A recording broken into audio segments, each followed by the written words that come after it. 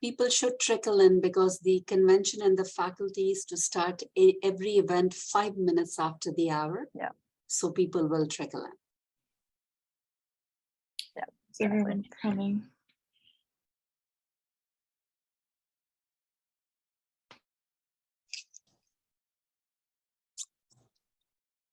Okay, I start. Ashley? Yeah, absolutely. Yep, absolutely. Let's we can get to it. Good afternoon, good morning, depending on where you are. My name is Nandini Ramanujam. I co-direct the Center for Human Rights and Legal Pluralism with my colleague, Professor Frédéric Maigret. And both of us are thrilled to be able to host the first event in our 2022-23 Disability and Human Rights series. Before I briefly tell you about the series, I'd like to acknowledge our two coordinators, student coordinators for this year. Ashley O, who will be facilitating this afternoon's conversation. She is a second-year law student, and she has been working with the center since the summer to conceive the series and organize today's panel. Her colleague, Cassie Broughton, unfortunately could not stay with us, and she is the other coordinator of the series. And they have really worked diligently to bring today's event to us. Sharon Webb is my colleague who makes everything happen behind the scene, and it's nice to see her today on the screen. And I won't take up much time. I just wanted to say that the series has been part of Center's events and initiatives calendar since 2012. So this is the 10th anniversary of the series. And the center, since its inception in 2005, has tried to create space to foster conversations on important and pressing human rights issues. And disability and human rights has been center to our initiatives since 2012. Working with students has been a philosophy of the center, and it has both teaching and learning dimensions. So Ashley and Casey are following in footsteps of many generations of students who have conceived the annual series. And this is part of experiential learning, I hope, for our students who get involved with this initiative. So I'm thankful to both Ashley and Casey. Today's panel consists of 3 speakers who are really well placed to answer some of the questions Ashley has conceived. With us today, we have Jules Smith, who is a feminist disability activist, a scholar, writer, and artist. She uses an intersectional, anti-racist, anti-ableist, culturally humble approach to human rights research and relationships. She's on the west coast of Canada for this panel. We have Anne Frack with us, who's self-advocacy advocate associate at Harvard Law School Project on Disability, and is a renowned award-winning self-advocate. She moved out of a group home in 1992 and has been living independently ever since. She began advocating for herself and others in 1998. She has testified and joined in rallies on Beacon Hill, Capitol Hill, to advance the rights of individuals with all kinds of abilities. And Hezzy Smith who's a colleague of Anne Frack, is the Director of Advocacy Initiative at Harvard Law School Project on Disability. Hezi is a trilingual attorney, a proud sibling, and Director of Advocacy Initiatives. He's responsible for much of HPOD's self-advocacy programming. He has worked closely with self-advocacy and disabled people's organizations, both in the US and abroad, to advocate research and produce awareness-raising materials. So as you can see, that we have a very impressive and very capable panelist who could inform us about the issue of inclusion in the discourse of disability, challenges, barriers to inclusion in larger society. So with that, I hand over to Ashley to start the conversation. Thanks very much for being here with us this afternoon. Yeah, all right. Thank you so much, Professor Ramanujan, for that introduction. And thank you everyone for joining the Center for Human Rights and Legal Pluralism's Disability and Human Rights Initiative today. So we are here for a panel on lessons from the past 15 years, accessibility and disability rights. And again, like Professor Ramanujan just mentioned, we are building off of work from 2012 that the center has been doing, but we are also here to celebrate the 15th anniversary of the UN Convention on the Rights of Persons with Disability. And so today we kind of want to trace through that evolution in accessibility and human rights law, but also what we've kind of noticed socially as well, things of that matter, and also kind of looking at how COVID-19 has changed what has gone on. And we also want to look at what we can envision for the future of disability and accessibility rights. I also just want to note that I myself, and I think those from McGill are based in what is also known as Montreal, but we are also on the traditional lands of the Haudenosaunee and Anishinaabe people. And I think, Professor Ramanujan, you gave quite a good introduction to our speakers today, but I'll just add a couple extra things. So Dr. Jewel Smith also completed her PhD at UBC and documented the narratives of disabled mothers in Canada from a human rights perspective. And she's trained in human rights monitoring, disability, human rights justice, and methods in using legislation, policy, and human rights treaties to challenge inequalities. And she has also done a lot of work with communities and governments to bridge ideas and action. And Anne Frack is currently also working with the Disability Law Center's Board of Directors, the Massachusetts Department of Developmental Services, Self-Determination Advisory Board, and the DDS Human Rights Committee. And Hezi Smith has done a lot of work as well in language materials, which has shaped disability rights strategic litigations and has informed important decisions by national and regional courts. And as well has produced some scholarship that has appeared in law reviews and presses. And so with that, I think we can kind of get into some of our big questions for today. And so the first one we want to start with is what lessons have been learned from COVID-19 in terms of accessibility and disability, and kind of stemming from, if I pull Article 3 of the UN Convention on the Rights of Persons with Disabilities, kind of lays out these general principles of respect for the individual, independence, freedom to make choices, and big ideas around accessibility. And so I think COVID-19 has really shed a light on that, and that is what we are going to explore further. So I'll turn it over to Hezi and Anne to kind of share some of the work that they did and some of their findings in terms of COVID-19 and accessibility. Thanks, Ashley. I'm going to share some slides just to accompany us in our answer to this question.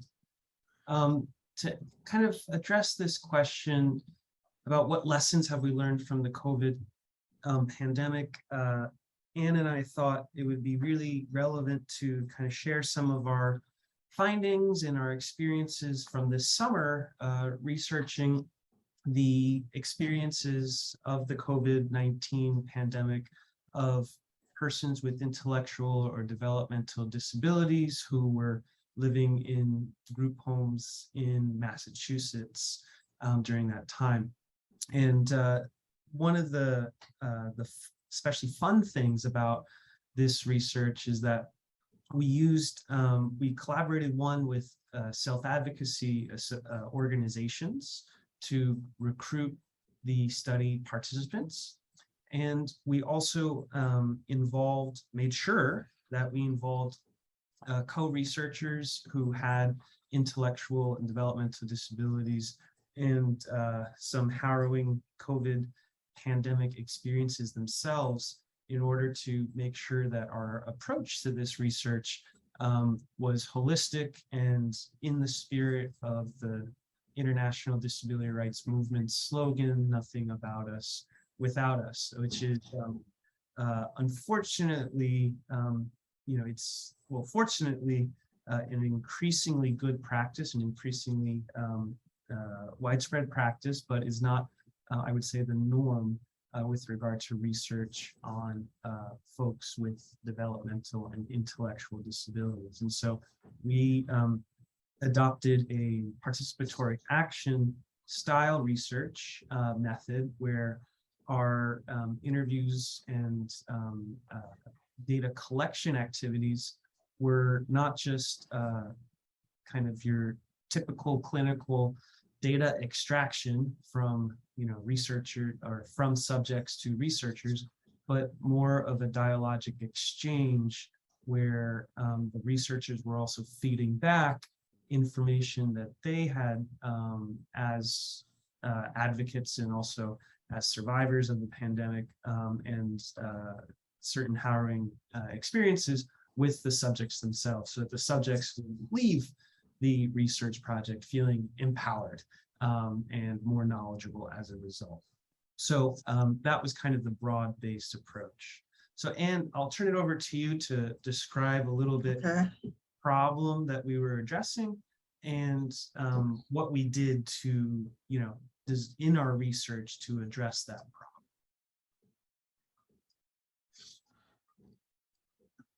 So our problem, we know that persons with intellectual disabilities have been more affected by COVID than the general population. We also know that persons living in group settings have been more affected by COVID-19, but we haven't heard many stories from them about their experiences during the COVID-19 pandemic. We reviewed researches of the effects of COVID-19 on persons with intellectual disabilities from different countries. We identified the gaps in that research and published a reflections document that talks about those gaps. We found that researchers had not included persons with intellectual disabilities living in group homes. We also found that most researchers didn't identify themselves as persons with intellectual disabilities. We came up with questions that we wanted to ask people with intellectual disabilities living in group homes. We used those questions to interview 6 people with intellectual disabilities in the group homes in different parts of Massachusetts. And then we had a focus group discussion with the people that we interviewed to share what we had heard and make sure we heard them right. We wrote a report about what we learned, and we hope to publish that soon.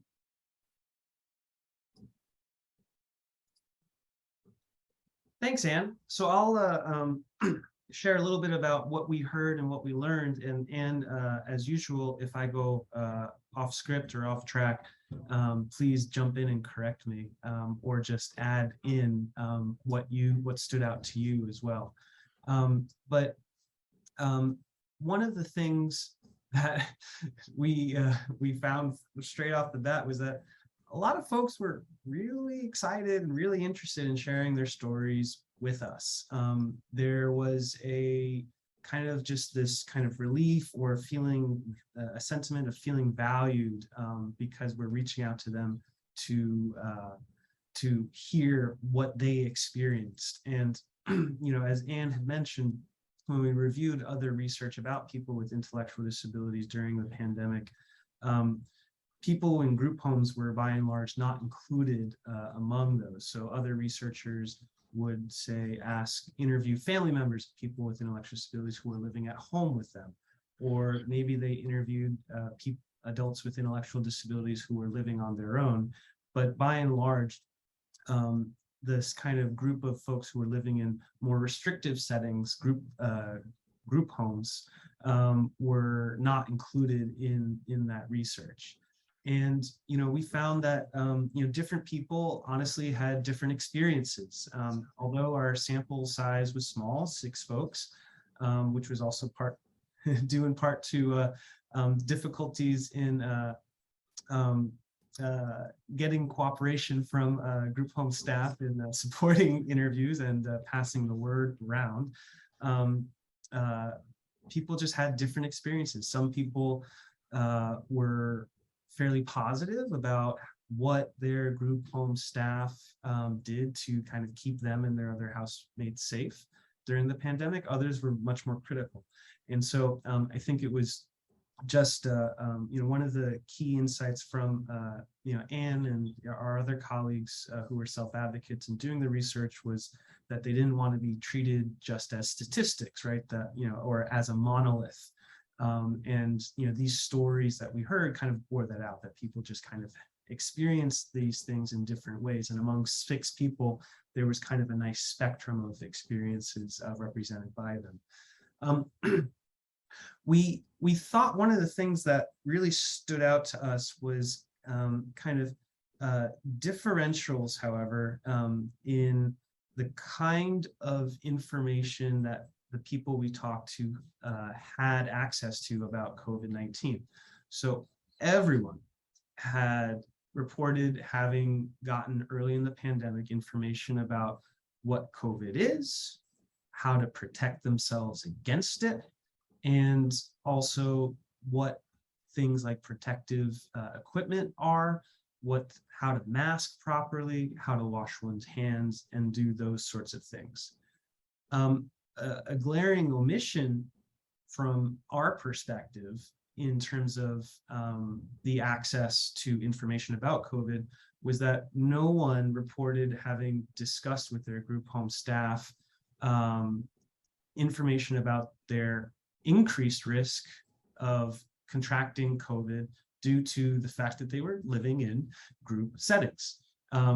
They had not been provided information or had critical discussions with their either housemates or staff about the risk that staff posed to them. And especially early in the pandemic, there were studies that showed that the transmission rates of COVID in group homes were similar not to the communities in which the group homes were located, but to the communities where their staff lived, right? Suggesting very early on that the vectors of transmission were, in large part due to staff who were bringing viral transmission rates kind of into the group home settings rather than the group home settings reflecting their local communities' transmission rates. And so that was one common, even though we say that people had different stories, that was kind of one common thread, that we didn't hear anyone really getting any kind of information about that disproportionate risk of catching COVID from staff by virtue of the kind of residence they were living in. I don't want to hazard too many inferences about that, but I think some of them are fairly apparent and not particularly flattering. And then another theme that kind of stood out to us in kind of a general sense was there were different levels of concern about their group homes pandemic policies. So different people living under different level or similar levels of restrictions or being exposed to different or similar kinds of risky behavior by staff and their housemates expressed different levels of concern. So some people were okay with their housemates not being masked, right, during community activities. Others were very concerned by that. And, it was just kind of, very much helpful and affirmative for us to, find that people with intellectual disabilities, guess what, are people too, and they have different perspectives and different risk tolerances and risk expectations. So that just confirming that, core assumption that's baked into, as Ashley mentioned, some of the general principles of the Convention on the Rights of Persons with Disabilities, that people with disabilities is a natural part of human diversity, and people with disabilities are people first. And just like people, they are different. Was affirmed by our even very small sample size. We also just folks, they will kind of present just some of the big takeaways in terms of the negative experiences that people reported having, and also some of the positive experiences, because there were several notable silver linings among the pandemic experiences that people shared with us. So by and large, the most common was, general sentiments, of isolation and frustration. Many people were, like other people in the general population, just, their lives, day-to-day lives were disrupted. They couldn't go to work. They couldn't go to, in this case, many people's cases, day programs. They didn't have the same social contacts. And even where folks were facilitated to access participation, access programs online or remotely through Zoom and whatnot, they just felt this kind of sense of social isolation as a result of it. These feelings seem to be exacerbated because of this other layer of staffing shortages and barriers to accessing the community that folks not living in group homes may not have experienced. And so staffing shortages, because staff has either resigned, right, or staff has gotten the contracted the virus and not been allowed to show up to work, contributed to limitations on the extent to which folks were able to go outside and access their community. And that is a reality of group home life, right, where several people told us they have to schedule trips to the store or to just go out to eat at least 2 weeks in advance, especially where they require a wheelchair accessible van in order to leave their home and navigate their neighborhood. That was exacerbated during the pandemic. And so many people reported not leaving their homes for months on end. So even among folks who might not have been able to go to work or see family, many people during the pandemic have been able to step outside. And that was a luxury that was not afforded to a number of people with that we interviewed. And kind of overall, they seem to have just basic choice and control over aspects of their lives. If they wanted to engage in risky behavior, right, many of us had the choice to do so, right? We could weigh the pros and cons of attending a certain event or going to a certain place. Those choices were not given to these folks who were living in group homes, either because of, again, the same kind of staffing shortages, or because they were kind of justified, these measures restricting their access to participate in programs were justified on the basis of either protecting those individuals themselves or their housemates. At the same time, right, that folks seem to have experienced a lot of loss of autonomy and choice in the name of protection. They also shared with us several encounters of avoidable contact with staff or day program participants who had COVID symptoms. Two of the 6 people shared with us that they noticed their staff come in with COVID symptoms and had to report their staff either to their group home managers or tell their staff directly to go home. Some, in one case they did, in one case they just worked the rest of the day and didn't come in the next day because they tested positive, suggesting that there was a lot of there was significant amounts of non-compliance with policies, especially early in the pandemic, designed to keep people safe. And another person went to day program as recently as August, noticed that some people were symptomatic there, asked her group home to not send her to the day program the following day because she was scared of contracting COVID herself. But the day program said, we don't have enough staff to keep you at home, so we're going to send you to the day program against her wishes. And she contracted COVID herself. And so there's just a lot of instances of that where there seemed to be avoidable contact with day program staffs and how they're managed, how group homes managed their resources during the pandemic had real consequences for the people who were living in those homes.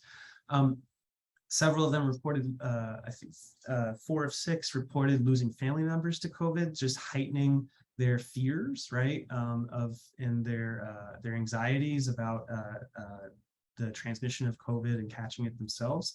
And there was just widespread barriers to meeting with and seeing family members and close friends living in group homes. So even where folks said that, a parent, right, would, after visits were allowed, might come by, the other kind of second tier relationships, so friends and not nuclear family, they did not visit them in their group homes, even after restrictions on visitors were lifted. So there seemed to be more pronounced barriers to meeting with and seeing family members and friends.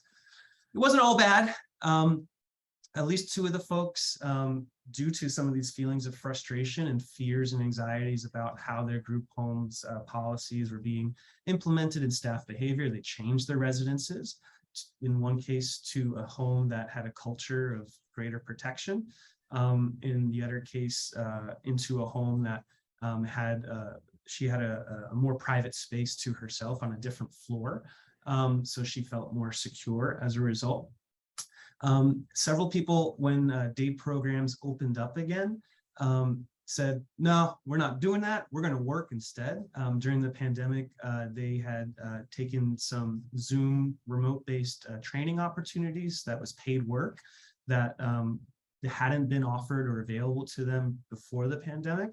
And they decided, you know what, instead of schlepping into the day program, I like this. I'm going to do this. And also folks made some important new connections amid their general isolation and isolation from the community.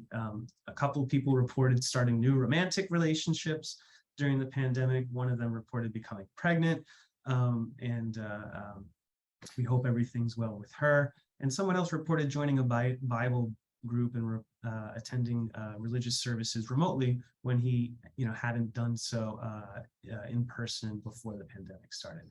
So just to wrap up, and sorry, Jules, we're trying not to eat too much into your time, but just some recommendations. Researchers should follow the spirit of Nothing About Us Without Us when they do research about folks with intellectual disabilities. The agencies that run group homes, we would hope, would in the future not just focus on keeping people safe, but also take these opportunities to foster community and foster connections. People are living in group homes, there's a group there, but by and large, we found that staff did not see it as kind of within their mandate to organize activities, right? Or whether it's puzzles or watching movies together or things like that in order to foster a sense of belonging. Or to cut against the feelings of social isolation. They were just kind of focused on keeping people safe from the virus to the extent possible. And that seemed like a big missed opportunity.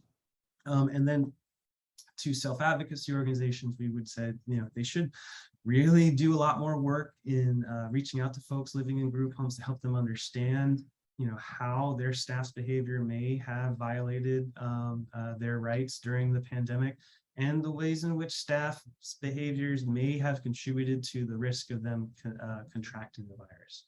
So with that, I know we got a lot of conversation ahead of us. I'll just stop screen sharing.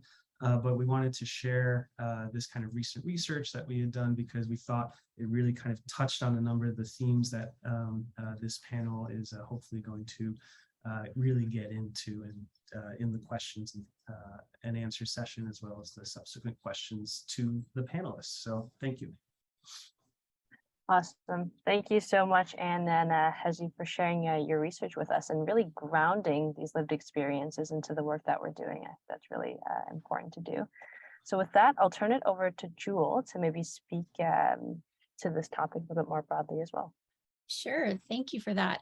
What amazing research, and I think really, really important coming out of the pandemic. I just want to acknowledge that I am coming to you from the unceded and traditional territories of the Coquitlam First Nation, which is at the British Columbia coast. We have finally broke our drought and have a downpour outside, so hopefully it doesn't get too noisy. Yeah, so more broadly, so I generally look at cross-disability concerns and themes that are arising in any given situation. And I've got just a few that I will speak to that I myself noticed in the work I've been conducting over the pandemic, as well as my colleagues have noted, that really arose and gave us pause to think about in the future, how will we do better, and how will we learn from what happened during the pandemic for our population. So first of all, the first thing that I noticed was a lack of awareness of accessibility and cross-disability needs in the emergency response to when COVID-19 happened. So the rollout came really quickly. Behind the scenes, we were told health professionals and government had planned for the event of a pandemic, and yet they seem to have never thought about people with disabilities. And in all of our spaces, I live independently 100%. I have my service dog sleeping behind me right now. But lots of my colleagues, they live in group homes. Some of them are forced to live in institutions because there's no other home for them. Some are married. I interviewed quite a number of single mothers with disabilities for my PhD, which I actually had my last interview just before lockdown. And then, just generally living in the community like everyone else, but living with a disability. So, this was a huge accessibility barrier. I heard from blind friends and relatives that going to the grocery store was a nightmare because all of a sudden there are these clear plastic dividers everywhere with nothing on them to identify them. So if you have low vision, you're not going to know that that's coming, and people walked into them. Could have hurt somebody. Masks became a barrier for people who have hearing loss or deafness who rely on lip reading. We know that the spaces to guide people were really poorly designed for people who use wheelchairs and other mobility devices. And we also saw when things opened up in the summer, they suddenly turned disability parking stalls into the spaces to have outdoor eating and dining and coffee, assuming, I think, that disabled people weren't going out or that we didn't need to go out, which, profoundly impacted the isolation we'd already experienced for months on end. Myself included, I have a mobility disability, but I also have a compromised immune system. So I was so looking forward to the summer, and then it just was like an enormous barrier to try to meet safely outside. I did hear, because I had just wrapped up my interviews with participants in my dissertation who were disabled moms from Ontario and British Columbia. Several reached out to me because they suddenly experienced difficulties getting the personal support workers that they relied on to come into their homes to assist in their daily tasks. So, there was thought given into group homes and institutions to some extent, although the issues that were just discussed definitely were still happening, but there was zero thought given to people who had personal support workers coming into their homes to help them with their daily tasks and daily living. And further, when we had the rollout of the vaccines, personal support workers weren't prioritized unless they worked in hospital or institutional settings. And so this just further exacerbated those barriers and risks that people with disabilities were forced to make decisions about. I think that it's really important. I've been doing a bit of work. I'm part of an international working group that looks at climate change, emergency response, and disability. And we've been talking a lot about how this really demonstrated the lack of planning that includes us. It includes the diversity of all of our community. There seems to be thought about people who use wheelchairs and sometimes blind people, but generally not so much other than that. And so moving forward, I think one of the biggest lessons learned is that we need to be at all the tables. If we don't have somebody who specializes like I do in cross disability work, then we need to have like more than one person. Because if you have a blind person at the table, you're not going to hear about what it means to have hearing loss in an emergency. And if you have somebody with hearing loss or deafness, you're not going to understand maybe about mobility or the responses when it comes to service dogs. So that would be what I really want to say about what I learned during COVID. And I just want to amplify too some of the articles in the CRPD that I think are very helpful when we're considering these things, because Canada in particular has ratified the Convention on the Rights of Persons with Disabilities, is also Article 19, which looks at housing and the right to living in your community, and also Article 9, which looks at accessibility.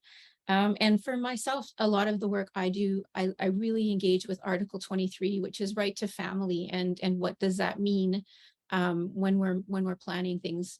Disabled people are not just single people living alone in bachelor pads or in institutions. We have children, some of us have partners, sometimes we live with extended families. So these are critical things to think about when planning. Thank you, and I'll pass it back. All right, well, thank you so much, Jewel. I feel like you gave us quite a broad understanding of some of the experiences going on. I think that is also, it's important to know what's going on in, group homes, for example, a more specific situation, but also broadly, it's very important to know. And I think this kind of goes nicely into our next question. It is, what can we learn from other jurisdictions? And we know that over COVID-19, different countries have had different emergency response different emergency response measures, but we also know that broadly speaking, different countries will respond to disability rights and disability needs in a different way. And so I think we wanted to explore that a little bit. So I'll turn it over to Jewel again to kind of give us maybe what are you noticing in the Canadian context in that area? And then after that, we will go to Hezi and Anne. Sure. So with regard to this question, I often, because I'm a social scientist, I think about levels of government and how these either bridge the gaps that are happening or create further barriers. And I'm going to talk specifically about housing, which is an area that I've been working a lot in lately. Thinking about what are the pieces of legislation that really impact housing for people with disabilities. Of course, we have the Convention on the Rights of Persons with Disabilities that Canada ratified that I mentioned. In Canada, we have the Accessible Canada Act, which is a really exciting piece of legislation that requires all federal government programs and services to align with the Act and meet accessibility needs in all of their diversity. We also have, really specifically, we have the National Housing Act. And recently we had a housing advocate who has been positioned to take human rights claims regarding housing and then investigate these systemic claims. So they're not individual claims, but they're very much systemic broad claims. I've been part of a number of projects that very much look at women and gender diverse people and the housing crisis we're seeing in Canada. And then I often bring the disability lens to those conversations. Interestingly enough, one project I worked on for quite some time, the Pan-Canadian Women's Housing Symposium Project, conducted some research, and they found that people who are either currently homeless or facing precarious housing or housing crisis, 79% of participants in their studies identified as having a disability. So I just want to highlight that as how critical it is when we think about addressing the housing crisis, how important it is to have that intersection of disability and then gender, because it's often a very gendered experience, and that's often not recorded in the government statistics. More specifically, lately, I'm part of, I have to get this acronym right because they recently changed their name. What formerly used to be CIRA is now the Canadian Centre for Housing Research. And I'm one of the researchers with this project that's SSHRC funded to investigate disability tenant rights. So I'm specifically responsible for British Columbia portion, but we're looking at 4 different provinces. And so this delves really deeply into how our provincial and territorial, as well as municipal legislation and policies impacting access to housing for people with disabilities. And this is where often things fall apart. So the federal, chunk of money, which is pretty profound, billions and billions and billions of dollars, funnels down through these systems. And then often the housing that's built does not take into account the diversity of disability or the broadness of our needs or the different way that our families and communities look. So I always terribly use the example of my hometown Revelstoke that I'm desperately trying to move back to, but there's nothing to rent. Built some, in quotes, affordable housing. And they didn't build more than like single person unit for a disabled person, nothing for parents who are disabled. The assumption, of course, being that if you're disabled, you're single, you live alone, or if you don't live alone, that somebody else is able-bodied and adult in the household and can access the upstairs and you can just be confined to the downstairs. And I just highlight this so much to think about ways each of us in our work, in our activism, in our careers can advocate for the diversity of community and the diversity of need. So just really, I want to highlight that too often what we're talking about stems from the idea that if you're disabled, you rely on charity to meet your needs and that you don't have full citizenship and that you're not a complete human entitled to all of the same things that other citizens in your country have a right to. And so I really invite people to, think about this paradigm shift from thinking about disability as a charity thing or as a medical experience that's just singular, but rather think of it as the diversity of our communities. And, across the lifespan, if you live long enough, you're going to be disabled. And wouldn't it be wonderful to live old enough to be disabled and to be able to fully, engage with you in your community in the ways that you did when you were not disabled? So I'll pass it back. Thanks.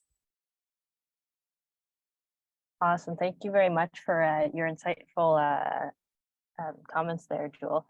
I think one thing that kind of really struck me was when you mentioned that intersection between disability and gender. I think it's often something that, in my head, I didn't initially think of it, but when you say it, it is so important because we know that that's a very unique intersection, and I'm sure people can, people that have experiences and that experience something very different. Okay, so with that, I think we kind of had a look at what it maybe looks like in the context of Canada and in regards to housing. I'll turn it over to Anne and Hezi now to maybe speak a little bit about what disability rights kind of looks like in the States, and maybe you could speak to that.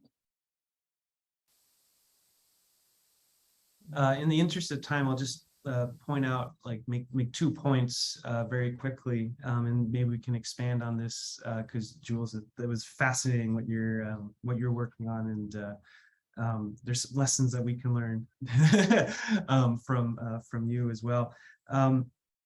But kind of early in the pandemic, and I'm going to drop a couple links in the chat.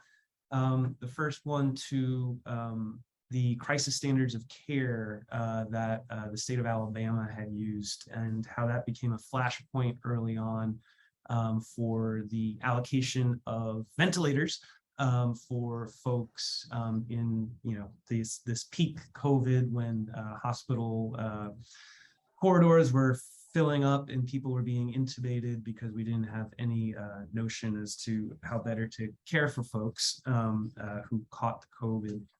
And they very explicitly, and forgive the language, excluded in these standards of care folks with severe or profound mental retardation, moderate to severe dementia, and severe traumatic brain injury. They were categorically excluded from receiving life-saving care in forms of respirators or ventilators.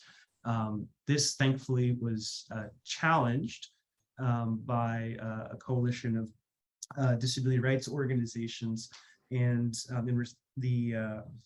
U.S. Department of Health and Human Services, their Office of Civil Rights received a complaint from these organizations and ordered Alabama to remove these blatantly discriminatory provisions from their crisis standards of care. That was one important victory, and there was kind of like a domino effect that came afterwards. So several states afterwards, either after similar complaints were filed with the Office of Civil Rights of the Department of Health and Human Services, changed their crisis standards of care. Others voluntarily did so before complaints were filed. And there's one interesting study that I have turned to time and again that kind of looked at 35 different states' crisis standards of care and tried to identify like what lessons can we draw from how these have changed or if they have changed. And in this case, I think while it's important for jurisdictions to learn from one another, you want to learn the right things. Don't learn the bad things. Learn the good things.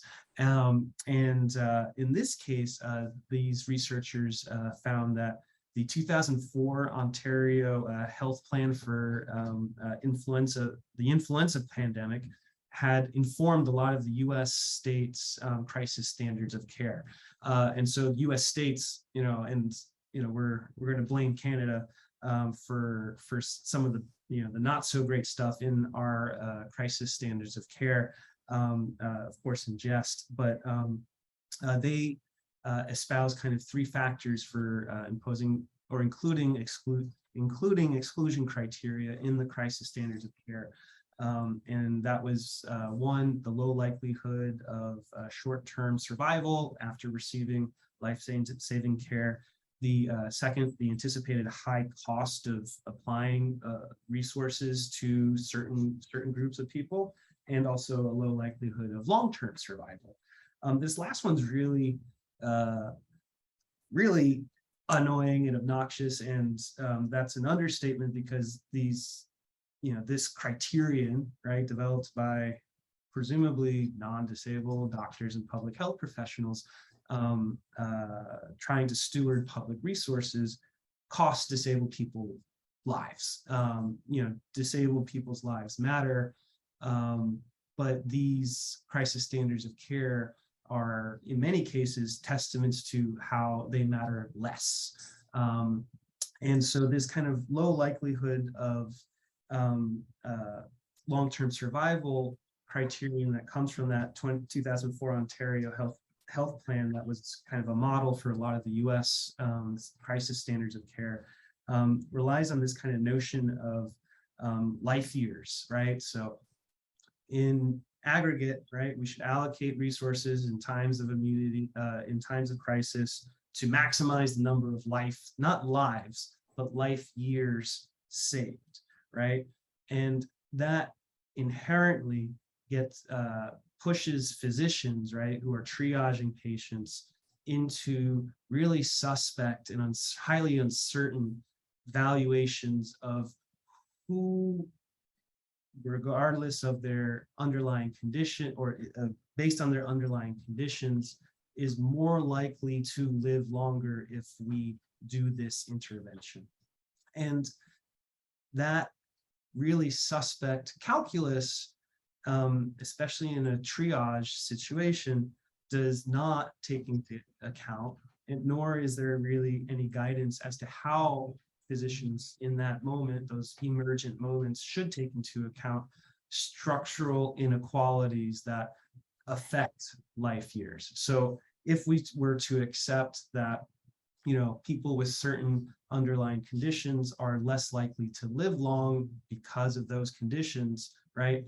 That is a very narrow frame, a very narrow lens to the question, and ignores how the, misguided policies like those that Jules had mentioned really can impact the quality of life and the longevity of people with disabilities who don't fit into the cookie cutter mold of those policies' vision or assumed vision of the able-bodied typical citizen. And so physicians then impose, right, their prejudices, their biases about whether people with disabilities, right, whether they, one, live quality lives, right, and two, whether they live as long as others, without accounting for these structural inequalities that might artificially reduce the number of years that an average person with a certain condition will live compared to a person without that condition.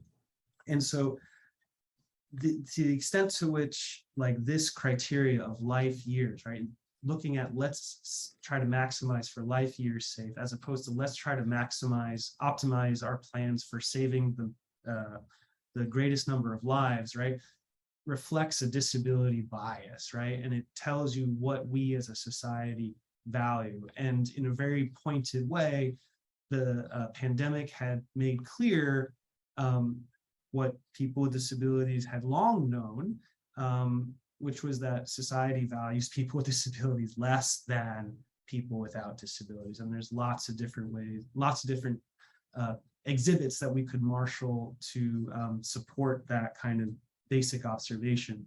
But when, you know, the thing hit the fan, in the case of the pandemic, people with disabilities in the crisis standards of care and access to these life-saving interventions went to the very back of the line if they were allowed in line at all.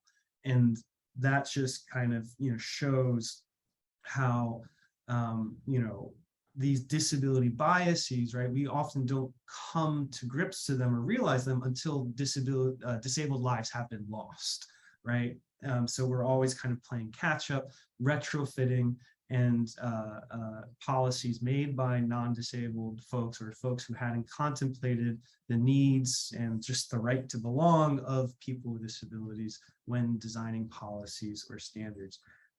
Just one of the silver linings from the research, though, which I found really interesting, was that they found that for the crisis standards of care that were adopted later in the pandemic, they were less likely to include discriminatory provisions. And they theorized that that was because later in the pandemic, disability rights organizations had greater opportunities to dialogue with public health professionals and to sound the alarm and to raise awareness of these concerns and how their lives were being devalued, that ultimately informed the development of these care standards. Whereas the crisis standards of care that were adopted either before the pandemic or early in the pandemic were adopted before people with disabilities had demanded a place at the table. And so there's also kind of an implicit challenge there to the community of disability rights advocates that to get out in front of these things and to demand their place at the table. I mean, you know, obviously not always are those demands heard or acceded to, but it shows that, you know, the good news is that when the disability rights community makes noise, they're often able to change policies to become more equitable. So there's a little bit of a silver lining in that research as well.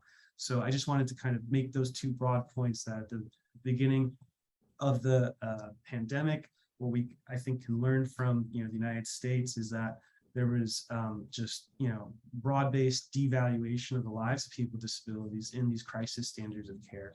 But then at the end of the day, given the opportunity and the impetus for advocacy, disability rights organizations can make changes to promote equity. Awesome. Thank you so much, Ezzy. I think that was a really interesting situation that you kind of highlighted. I didn't even recognize that myself. And I think an idea that kind of came out from what you said, and Jewel, what you just spoke about, was this idea that a lot of the times there are these assumptions and biases about people with disability that ultimately ends up harming them because that is just not their lived reality. That's definitely something that we should keep in the back of our minds. So our next question, and just being cognizant of time, I'm going to kind of combine the next ones, and then I'll invite you guys to speak to them broadly as you see fit. So our question is, how has your work evolved in the past 15 years? And again, I remind everyone that this is the 15th anniversary of the Convention on the Rights of Persons with Disabilities. So that's kind of what we're using as our starting point. So how has your work evolved over the past 15 years? And then what challenges do you anticipate going forth? And where would you like to see your field going into the future? And so I'll kind of open this up. Please speak to it however you would like. And maybe Anne, if you would like to start us off on this conversation. Sure. So I started off about 28 years ago, working as a self-advocacy coordinator in provider agencies and running self-advocacy groups for people with intellectual disabilities. And I found that not so satisfying because I was working up against the agency group staff. And I was trying to teach self-advocacy, and the staff in the organization was saying, no, you can't tell the people what to do because they can't advocate for themselves because it's not how it's done. And so after 14 years in one agency, another 14 years in another agency, for a while it was going okay, and then COVID hit, and there were no groups and anything, and I really didn't have enough time, enough work to do. I said I have to find a new job. But while there were groups, they were like, the staff were telling me what I could and couldn't say, and I really got tired of it, and so I have to find a new job. And I was really into supported decision making at our People First group, Mass Advocates Standing Strong, and I really liked that, and I met Hezi there. I was like, I really need to do something else, and we worked together, and I finally found this job at Harvard. I said, well, people need to be included when you ask questions, and we started forming this. I did some research with them on the side, and then we got together and formed this. And so I've been working with HPOD, Harvard Project on Disabilities, since May. So I hope to be inclusive of, I'm hoping I could include people with intellectual disabilities and other disabilities in research and not have them just be a statistic going forward, and because everybody's voice counts. Absolutely. Thank you very much for sharing your experiences going through the pandemic, and kind of giving us a little call to action at the end there. It's definitely something that we should be looking towards. Maybe I'll turn it over to Hezi or Jewel, if either of you would like to kind of speak to how your work has evolved over this huge period of time. I know that's a huge question to answer, but we'll see what you guys have for us. Sure. To just piggyback on Anne's point quickly, I think just there are more pathways for self-advocates professionally as a result of the strength of the self-advocacy movement. Anne's too modest, but Anne did research, impressed, and we created a position for her. That research would not have happened had Massachusetts not had a strong self-advocacy organization that was active and on the ground. And now she's in a position where, she's being paid to strengthen the self-advocacy, movement and kind of, keep that virtuous cycle going. And so I just think with the kind of the CRPD, which, since we haven't ratified in the United States, it's still, I think, coincided with greater mobilization of organizations of people with disabilities demanding their spot in the sun and saying we're here. And not everybody, but some organizations notice and are drawing on that accumulated life experience and talent in order to, in our case, strengthen our own work. And so we're hoping to take Anne's experience and leverage that into supporting other self-advocacy organizations in different parts of the world to do their own research, right? And whether it's being involved in developing shadow reports to the CRPD committee in Geneva as part of the periodic monitoring process, or whether it's just to spread the good word of self-advocacy. The CRPD has, I think, created more openings throughout the world for that to happen. I think that's just an evolution that I've noticed in recent years since the CRPD's emergence. Great, thank you very much, Hezi, for sharing that with us and kind of what you've noticed about the changes that have occurred because of the enactment of the convention. Maybe I'll turn it over now to Jewel for any last remarks. Sure. I mean, you really made me reflect on the last 15 years and what's occurred. I was just finishing up my master's at the time. I had just finished up, and then short months later, the convention was came into available to access to Canada a few years to ratify. But with my own trajectory, I really was at that time just finding my voice as a disability activist. I'd been active on campus as a disabled student, and through that activism, I was connected to the National Educational Association of Disabled Students in Canada, NEEDS.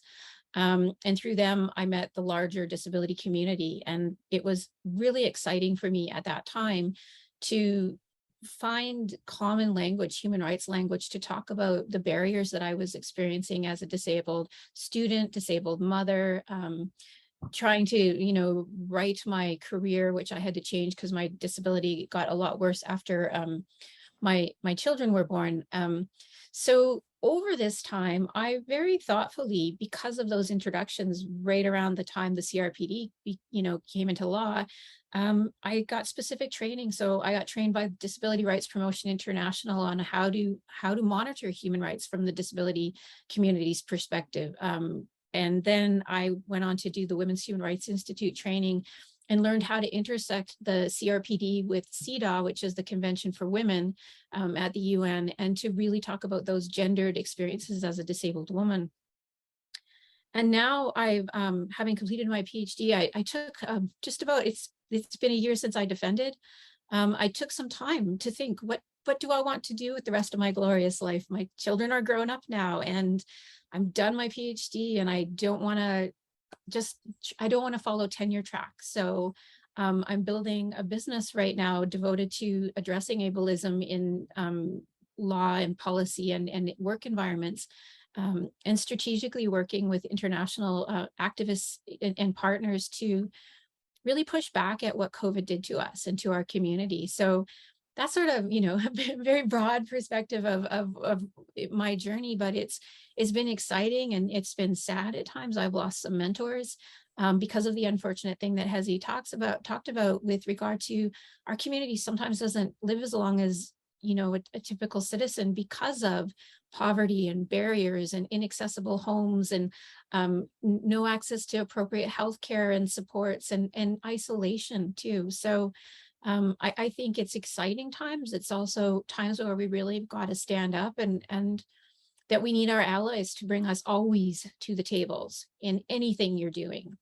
You think about race, you think about decolonization, you think about gender often, not always, but think about disability.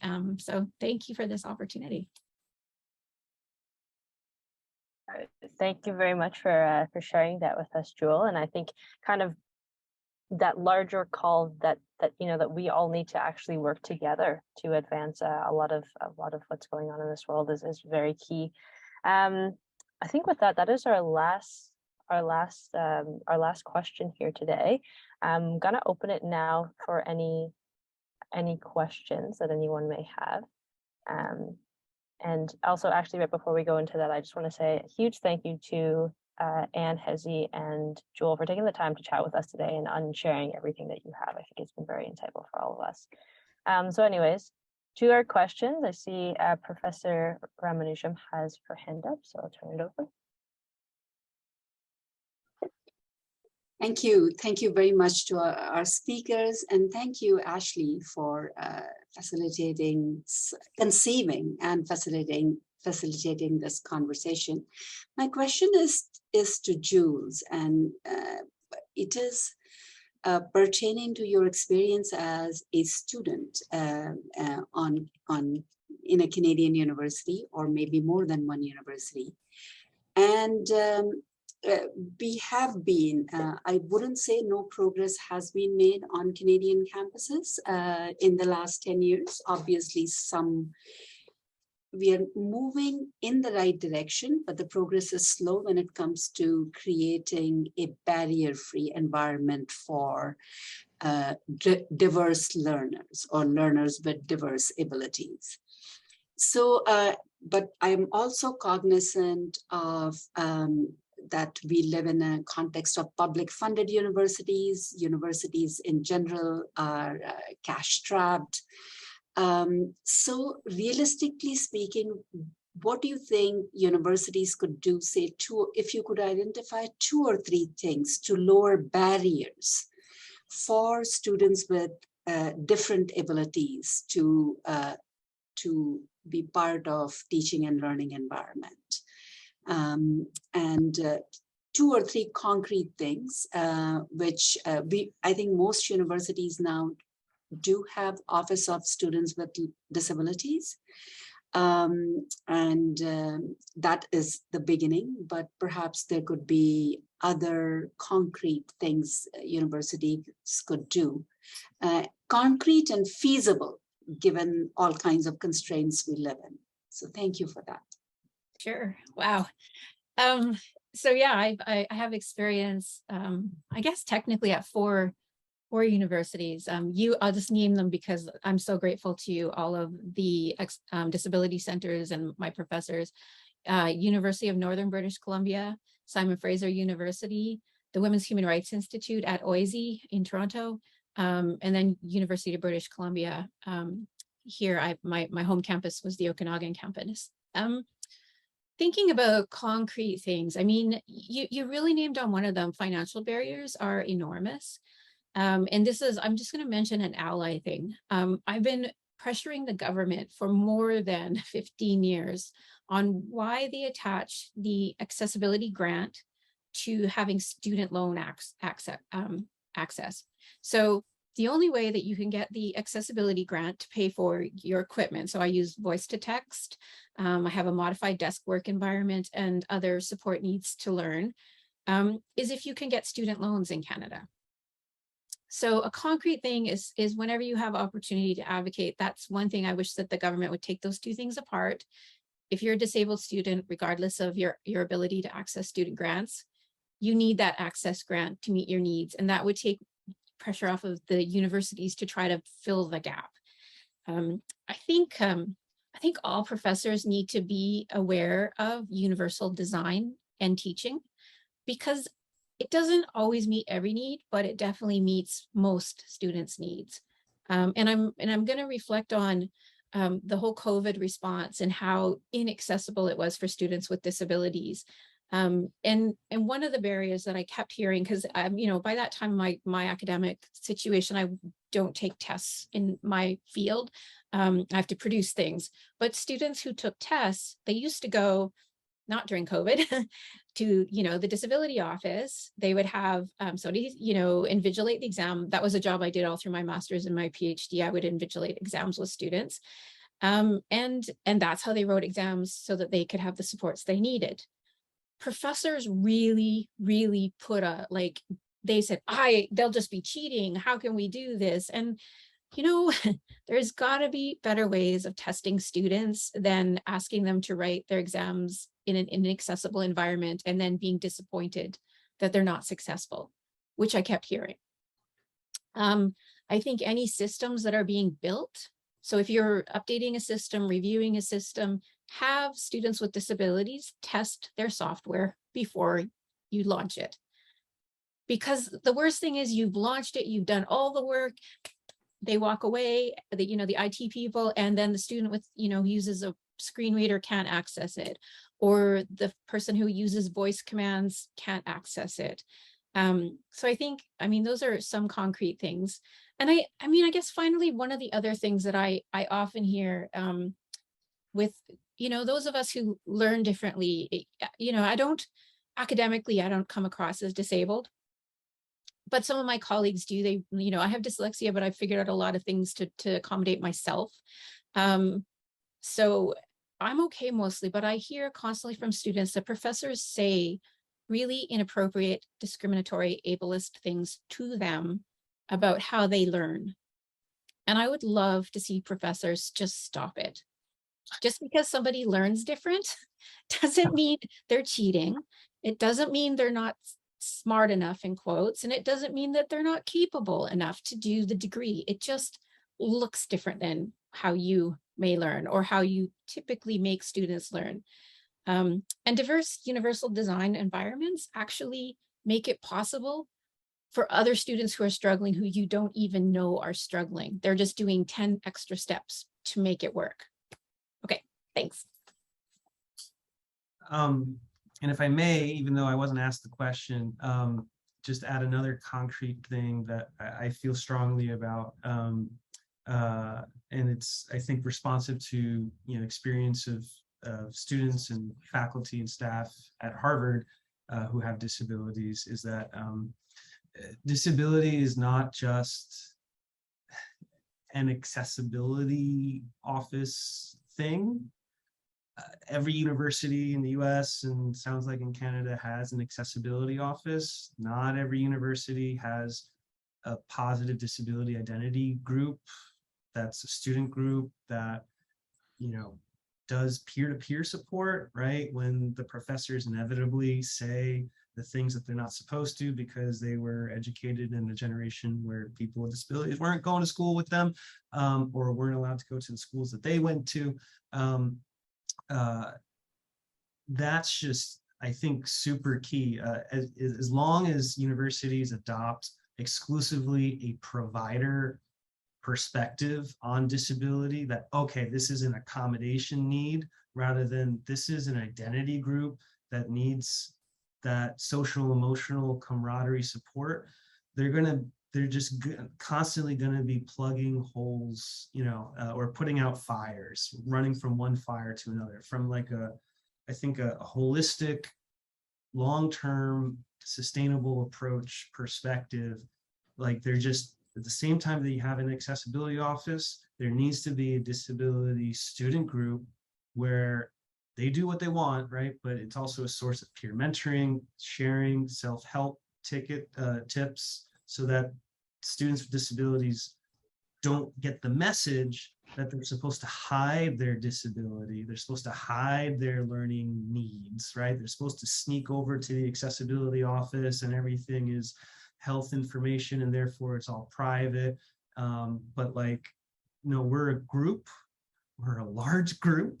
And guess what? If our needs aren't being accommodated, well, that says more about the professors and the programs that are being offered rather than the students themselves. And so I think that's just got to be part of the university's package, just well-supported disability student groups.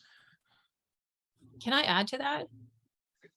I put needs just because it's the Canadian federal group, which is amazing, but I think that mentorship piece is really critical. So one thing that happens when you have a disability is that you spend a lot of extra time trying to just get the work done for your academic credits.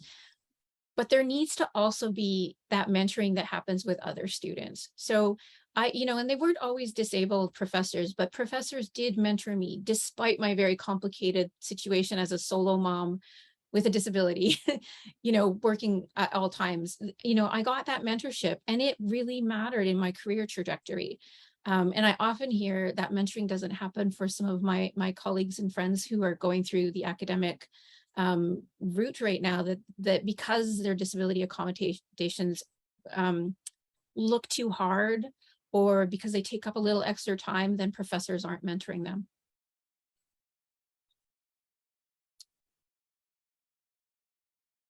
Absolutely. Thank you very much, Hezi and Jewel, for kind of shedding light on that really important topic.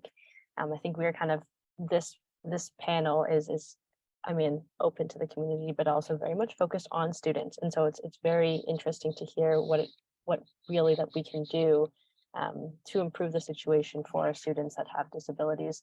And I also say, when I was doing a little bit of research around this area and who to contact, kind of speak at our event, I actually really did struggle to find like groups on our campus that were like student-led groups that kind of, provided a safe space for other students with disabilities. It was honestly all that I really saw was our OSCD thing. It's our office for students with, it's like Office for Equity or something like that. I can't quite remember, but things around there. And so thank you. On the one hand, it's great that that's so prominent, right? And that's when you do Google disability McGill, right? Okay, accessibility is up there, but it's also so sad in a way, right? Because it's just, it's like it reinforces that notion that disability is a problem that we're supposed to ameliorate rather than an identity group that we're supposed to celebrate, right? And so, McGill Disability Students United should be the first Google hit, right? When you do McGill disability, right? But it's not, and I don't think that's the case for any university. And that would be for those students out there. That'd be a fun little research project. Just Google disability, any old university, and just see what kind of comes up, and whether that reflects a medicalized approach to disability or a rights-based, diversity, a pro-diversity approach to disability. Absolutely. I see Professor Ramanujan has her hand up, so I'll turn it over. I don't have anything to say. I think I really appreciated both Jewel and Hezi's comments and suggestions. I don't think that, I just want to say that in law, for years we have a student-led group called Disability in the Law. And I would also like to urge students to work in solidarity. I think disability is not a singular identity of a student. I happen to have a disability, but I have many other interests which intersect with other human rights issues. So first of all, disability and human rights has been a small group. I do not know their status right now, but we at the center since 2012 have collaborated with disability and human rights student group. And it is a student-led initiative. So I do not know why this year we do not have them on our campus, and they have passed on the baton from one year to the other to new students. Secondly, I think the human rights space or social justice space in the faculty, I'll just speak to what I know, and I will not speak to university at large, is sort of, it's siloed right now. But 12, 15 years ago, there was an umbrella organization within which all human rights efforts came together. So disability, refugee, poverty, gender, and there was cross collaboration. And that gave the power, because if Disability in the Law group consists of only 6 members, all the other human rights groups aligned with the agenda of the Disability in Law group. So just to say that I think we talk a great deal about intersectionality, we talk about cross-fertilization and solidarity. And I think disability is an area which, as I think all of you have pointed out, that it is it is not present as it should be among student advocacy and activism. So I think solidarity-based approach is what I would ask for within the law community. And that's Ashley is now our interlocutor on this front. So, you know, over to you, Ashley. But I just wanted to say that we have a tradition of student-led advocacy, peer support, law community for at least 10 years, if not more. Yeah, I mean, that's very great to know. Thank you for sharing that all with us. And that they're definitely a group that, you know, I think Casey and I working with the Disability Initiative should really work towards getting in touch with and collaborating with. Yeah, I guess looking at the time now, time has flown by. I think I'd like to open the floor one last time to our panelists for any last comments or remarks or anything. And then after that, we can quickly wrap up.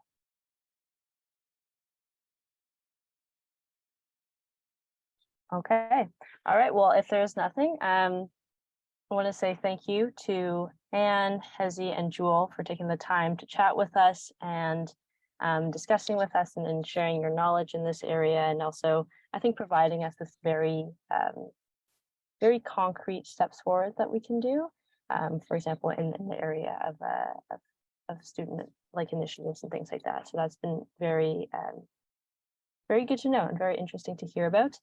Yeah, and I think I'll also just say big thank you to the Rathbun Foundation Fellowship for making this opportunity possible, and kind of funding a lot of the work that we've been doing. So thank you again, everyone, for coming out, and have a great rest of your Monday. And thank you again to our panelists. Thank you for having us. Thank you.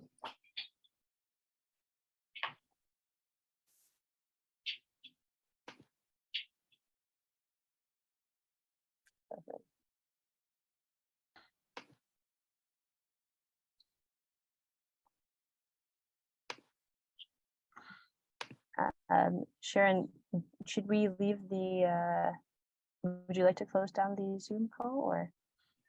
Well, I'll stop